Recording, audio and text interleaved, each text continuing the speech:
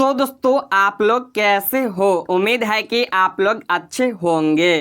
दोस्तों इस क्लास में देखेंगे क्लास 12 हिस्ट्री यानी कि इतिहास के वैसे ऑब्जेक्टिव प्रश्न जो कि आपकी 2025 बोर्ड परीक्षा में आ सकते हैं। तो चलिए दोस्तों बिना देरी करते हुए इस वीडियो को शुरू करते हैं। जो भी विद्यार्थी इस वीडियो को देख रहे हैं वीडियो को शुरू से लेकर आखिरी तक जरूर देखें और सभी प्रश्न को अच्छी तरह से याद कर ले। तो चलिए दोस्तों एक एक करके सभी प्रश्न को देखते हैं। दोस्तों आपके स्क्रीन पे आपका पहला प्रश्न है, प्रयाग प्रशस्ति की रचना किसने की। दोस्तों आपसे एग्जाम पूछ सकता है प्रयाग प्रशस्ति की रचना किसने की। नीचे 4 ऑप्शन दिया है, इसका जो सही आंसर है ऑप्शन सी है, हरिसेन ने की। तो दोस्तों एक का राइट आंसर ऑप्शन सी है। अगले प्रश्न 2 नंबर है, रानी लक्ष्मीबाई का जन्म कहाँ हुआ था। दोस्तों आपसे एग्जाम पूछ सकता है रानी लक्ष्मीबाई का जन्म कहाँ हुआ था। इसका जो सही आंसर होगा ऑप्शन बी है, काशी में हुआ था। तो दोस्तों 2 का राइट आंसर ऑप्शन बी है।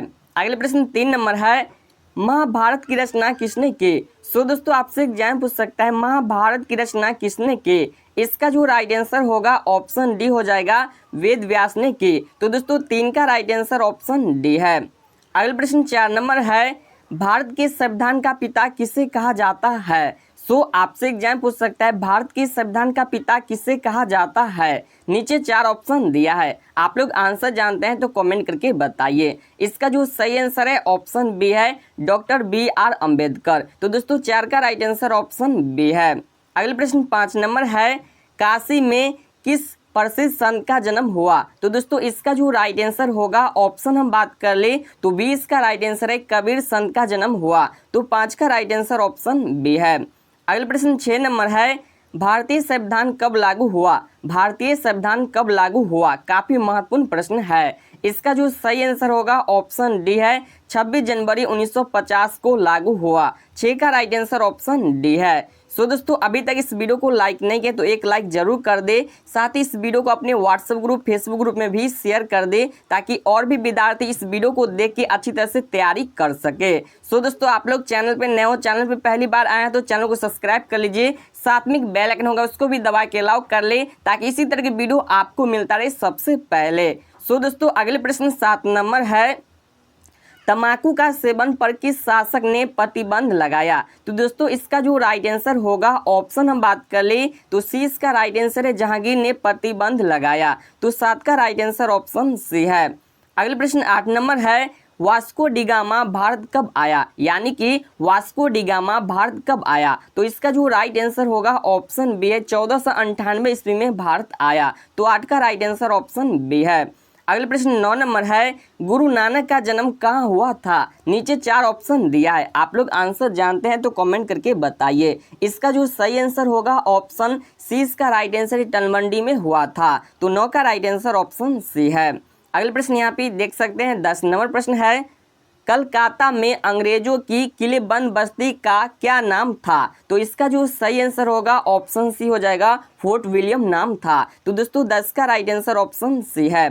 अगले प्रश्न 11 नंबर है, सर की उपाधि किसने वापस की थी। तो इसका जो सही आंसर होगा ऑप्शन सी है, रविन्द्रनाथ टैगोर ने की थी। तो 11 का राइट आंसर ऑप्शन सी है। अगले प्रश्न 12 नंबर है, अस्थाई बंदोबस्त कहाँ लागू किया गया। तो दोस्तों इसका जो सही आंसर है ऑप्शन सी है, बंगाल में लागू किया गया। 12 का राइट आंसर ऑप्शन सी है।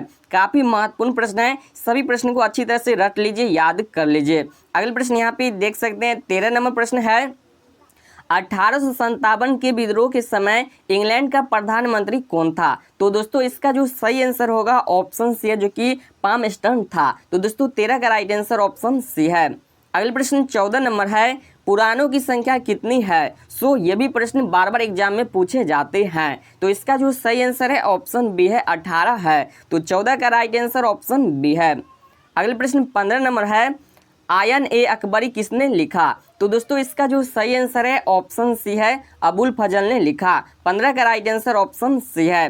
अगले प्रश्न 16 नंबर है, सर्वप्रथम विजयनगर आने वाला विदेशी यात्री कौन था। तो दोस्तों इसका जो सही आंसर होगा ऑप्शन ए है, निकोलो कुंती था। तो दोस्तों 16 का राइट आंसर ऑप्शन ए है। अगले प्रश्न 17 नंबर है, कलकत्ता में सर्वोच्च न्यायालय की स्थापना कब की गई। इसका जो सही आंसर होगा ऑप्शन हम बात कर ले फाइनली तो यहाँ पे राइट आंसर ऑप्शन डी इसका करेक्ट आंसर है, जो कि आप लोग स्क्रीन पे देख सकते हैं। ऑप्शन डी इसका करेक्ट आंसर है, इनमें से कोई नहीं। अगले प्रश्न यहाँ पे देख सकते हैं, जो 18 नंबर प्रश्न कह रहा है कि अकबर का वित्त मंत्री कौन था।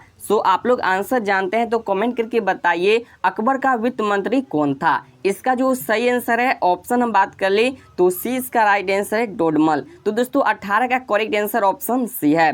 अगले प्रश्न 19 नंबर है, 1857 के विद्रोह के समय भारत का बादशाह कौन था। तो दोस्तों इसका जो सही आंसर है, ऑप्शन हम बात कर ले तो सी इसका राइट आंसर है बहादुर शाह द्वितीय। तो दोस्तों 19 का राइट आंसर ऑप्शन सी है। अगले प्रश्न 20 नंबर है, पुरातत्व के अंतर्गत निम्न में से कौन नहीं है। इसका जो राइट आंसर होगा, ऑप्शन हम बात कर ले तो ए इसका राइट आंसर है साहित्य। 20 का राइट आंसर ऑप्शन ए है। अगले प्रश्न 21 नंबर है, भारत के प्रथम राष्ट्रपति कौन थे। काफी महत्वपूर्ण प्रश्न है और इसका आंसर भी काफी इजी है। तो इसका जो सही आंसर है, ऑप्शन सी है डॉक्टर राजेंद्र प्रसाद। तो दोस्तों 21 का राइट आंसर ऑप्शन सी है। अगले प्रश्न यहाँ पे देख सकते हैं, जो 22 नंबर प्रश्न है, समुद्रगुप्त की तुलना किस यूरोपीय शासक से की जाती है। तो इसका जो राइट आंसर होगा, ऑप्शन बी है नेपोलियन से की जाती है। तो 22 का राइट आंसर ऑप्शन बी है। अगले प्रश्न 23 नंबर है, भारत आने वाला प्रथम यूरोपियन कौन थे। तो इसका जो सही आंसर है, ऑप्शन ए है पुर्तगाली थे। तो दोस्तों 23 का राइट आंसर ऑप्शन ए है। अगले प्रश्न 24 नंबर है, हरियर एवं बुक का किस वंश के शासक थे। आप लोग आंसर जानते हैं तो कमेंट करके बताइए किस वंश के शासक थे। इसका जो राइट आंसर है, ऑप्शन ए है संगम वंश के शासक थे। तो दोस्तों 24 का राइट आंसर ऑप्शन ए है। अगले प्रश्न 25 नंबर है, जय हिंद जय का नारा किसने दिया। तो दोस्तों इसका जो सही आंसर है, ऑप्शन डी है सुभाष चंद्र बोस ने दिया। 25 का राइट आंसर ऑप्शन डी है। अगले प्रश्न 26 नंबर है, इब्न बतूता किस देश का यात्री था। तो दोस्तों इसका जो राइट आंसर होगा, ऑप्शन सी है मोरक्को देश का यात्री था। 26 का राइट आंसर ऑप्शन सी है। अगले प्रश्न 27 नंबर है, हड़प्पा सभ्यता का सबसे बड़ा नगर कौन था। तो इसका जो सही आंसर होगा, ऑप्शन यहाँ पे ए हो जाएगा मोहनजोदड़ो था। 27 का राइट आंसर ऑप्शन ए है। अगले प्रश्न 28 नंबर है, शहीद ए आजम किसे कहा जाता है। तो इसका जो सही आंसर होगा, ऑप्शन बी है सरदार भगत सिंह को कहा जाता है। 28 का राइट आंसर ऑप्शन बी है। दोस्तों अभी तक आप लोग वीडियो को लाइक नहीं किए तो एक लाइक जरूर कर दे। चैनल पे नए हो चैनल को सब्सक्राइब जरूर कर ले। अगले प्रश्न यहाँ पे देख सकते हैं, जो 29 नंबर प्रश्न है, रैयतवाड़ी व्यवस्था सर्वप्रथम कहाँ लागू की गई। इसका जो राइट आंसर होगा, ऑप्शन हम बात कर ले तो यहाँ पे करेक्ट आंसर हो जाएगा ऑप्शन सी। इसका करेक्ट आंसर है मद्रास में लागू की गई। तो दोस्तों 29 का सही आंसर ऑप्शन सी है। अगले प्रश्न 30 नंबर है, स्वतंत्र भारत के प्रथम गवर्नर जनरल कौन थे। तो दोस्तों इसका जो राइट आंसर होगा, ऑप्शन सी है, जो कि लाल बहादुर शास्त्री थे। तो दोस्तों 30 का राइट आंसर ऑप्शन सी है। अगले प्रश्न 31 नंबर है, इंडिया गेट का निर्माण कब हुआ। इसका जो राइट आंसर होगा, ऑप्शन सी है 1931 में हुआ। तो दोस्तों 31 का राइट आंसर ऑप्शन सी है। अगले प्रश्न 32 नंबर है, तृतीय बौद्ध संगीति कहाँ हुई थी। तो दोस्तों इसका जो राइट आंसर होगा, ऑप्शन ए हो जाएगा पाटलिपुत्र में हुई थी। तो दोस्तों 32 का राइट आंसर ऑप्शन ए है। अगले प्रश्न 33 नंबर है, अशोक किस वंश का शासक था। अशोक किस वंश का शासक था। इसका जो राइट आंसर होगा, ऑप्शन बी है मौर्य वंश के शासक था। 33 का राइट आंसर ऑप्शन बी है। अगले प्रश्न 34 नंबर है, कांग्रेस की स्थापना कब हुई थी। तो दोस्तों इसका जो राइट आंसर होगा, ऑप्शन सी है 1885 ईस्वी में कांग्रेस की स्थापना हुई थी। तो दोस्तों 34 का राइट आंसर ऑप्शन सी है। अगले प्रश्न 35 नंबर है, अर्थशास्त्र के लेखक कौन थे, यानी कि इस बुक के राइटर कौन है। इसका जो सही आंसर है, ऑप्शन हम बात कर ले तो डी इसका करेक्ट आंसर है कौटिल्य। तो दोस्तों 35 का राइट आंसर ऑप्शन डी है। अगले प्रश्न 36 नंबर है, रामानंद के शिष्य कौन थे। तो दोस्तों इसका जो करेक्ट आंसर होगा, ऑप्शन हम बात कर ले तो डी इसका राइट आंसर इनमें से सभी। अगले प्रश्न 37 नंबर है, पूना समझौता किस वर्ष हुआ, यानी कि पूना समझौता कौन से साल में हुआ। इसका जो राइट आंसर होगा, ऑप्शन हम बात कर ले तो ए इसका राइट आंसर है 1932 में हुआ। 37 का राइट आंसर ऑप्शन ए है। अगले प्रश्न 38 नंबर है, जैन धर्म के 24वें तीर्थकर कौन थे? तो दोस्तों इसका जो राइट आंसर होगा ऑप्शन हम बात कर ले तो डी इसका राइट आंसर है महावीर स्वामी। तो 38 का करेक्ट आंसर ऑप्शन डी है। अगला प्रश्न 39 नंबर है, मीरा किसकी भक्त थे? तो इसका जो सही आंसर है ऑप्शन बी है, कृष्ण की भक्त थे। तो 39 का राइट आंसर ऑप्शन बी है। अगले प्रश्न 40 नंबर है, पलासी का युद्ध लड़ा गया, यानी कह रहा है कि पलासी का युद्ध कब लड़ा गया? नीचे यहाँ पे देख सकते हैं 4 ऑप्शन दिया है, आप लोग बताइए कि इसका राइट आंसर क्या होगा।